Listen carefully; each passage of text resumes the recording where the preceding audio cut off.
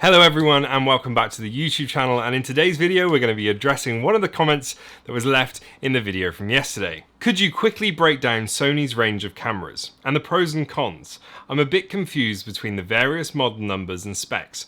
Why are there like 3 different A7s? So this comment came from a friend of mine called Dr. Nerd. He's got a great YouTube channel all about guitars, and he essentially makes his YouTube videos in a corridor. I've never seen somebody create such great content in such a little space. I'll put a link to his channel in the comment section below. Go over and check him out. And the answer is yes. Let's go through the Sony camera lineup. There are so many and the numbering system is quite confusing. It's an absolute minefield. So I'm going to be starting with the Sony APS-C cameras and moving on to the full frame cameras later on in the video. And we're going to be talking about these cameras from primarily a videography perspective.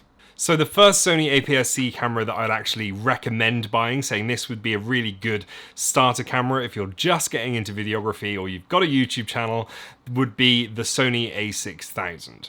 This was my first APS-C Sony camera. It was kind of the gateway drug into Sony cameras for me. And the reason I liked it so much was it shot in XAVCS format, it shot 60 frames a second in full HD, and also the autofocus, continuous autofocus, was absolutely amazing. Another thing I really liked about it was it had a flippy out screen like this. I mean, it didn't go any further than that. That's all it does. It doesn't go all the way up and over. It doesn't flip around to the sides. That's all you get, but it's nice to have.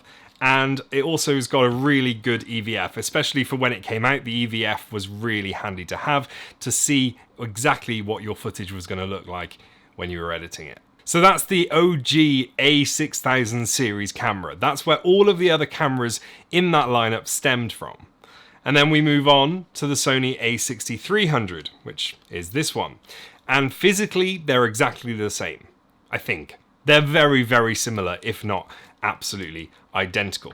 The only difference with that camera is that it shoots 120 frames a second in full HD and 4K 30 or 25p. The screen is exactly the same. The body is exactly the same. EVF, sensor, they're all the same. And it's worth mentioning that all of these cameras take E-mount lenses, but they can also take FE mount lenses.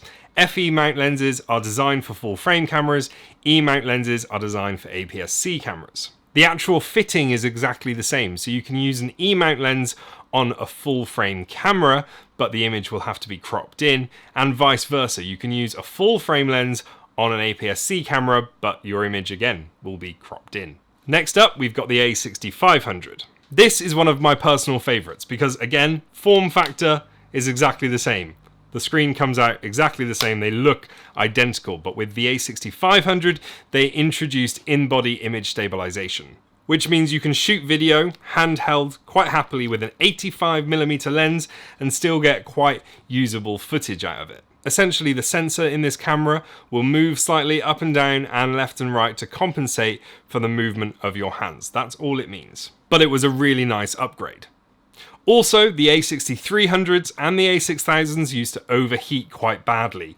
The A6500, they introduced an option where you can turn off the overheating essentially. No matter how hot that camera gets, it's going to continue to record.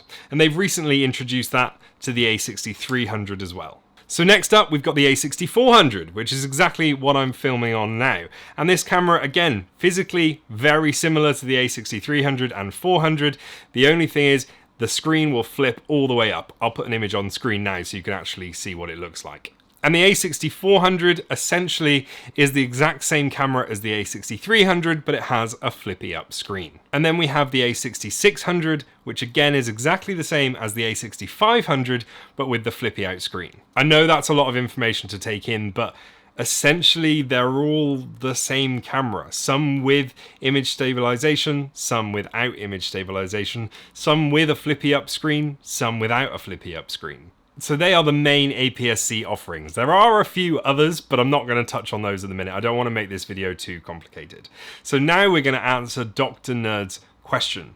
Why are there 3 A7 cameras? So we have the A7, we have the A7S, and we have the A7R.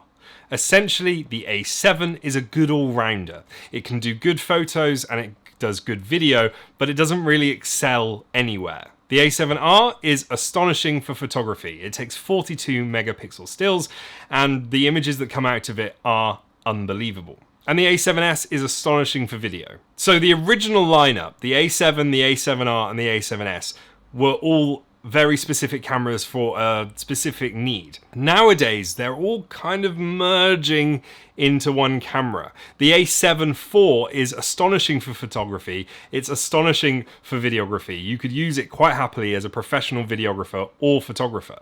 The same is true with the A7R. They are just all it's all getting a bit mushed in the middle because the A7R was designed for photography, but it's getting really good at video as well. Now let's get on to the A7S. I owned the original A7S. It was the first Sony camera I ever bought, and honestly, I was a little bit disappointed by it. It shot 60 frames a second in HD. It shot 4K, but only externally. The autofocus was terrible. The screen was terrible. I did not have a good time with that camera. The new one that's just come out, the A7S III, is absolutely amazing. Autofocus, not a problem anymore. It shoots 240 frames a second in HD. It shoots 120 frames a second in 4K, and you can also shoot raw 16-bit video with it. I hope you're keeping up. So A7, really good all-rounder. A7R, really good for photography. A7S, really good for video. Chris from the future here. Something that I forgot to mention is that the original A7, A7R and A7S don't have in-body image stabilization, but every model from the second generation onwards does. And then we have the A7C. This is my favorite camera I've ever owned. I absolutely love it. But essentially, it's the same as the A7 III. And what I mean for made for video is it's got a flippy out screen, which spins all the way around, and also no record limit, so you can record for as long as your SD card and battery allow you to do. All of the other cameras, every single one of them has a record limit. Sorry, I had to cough. And I'm pretty sure that record limit is 30 minutes. One other difference is that this only has the one SD card slot, whereas the A7 III has two SD card slots. I would imagine that's something to do with the mechanism for the screen getting in the way. So there we go. A really quick, simple video, hopefully I didn't bombard you with just a load of numbers, explaining what the differences are in the Sony camera lineup. If you like this video, give it a like, subscribe to the channel, and I'll see you again really soon. Thanks for watching.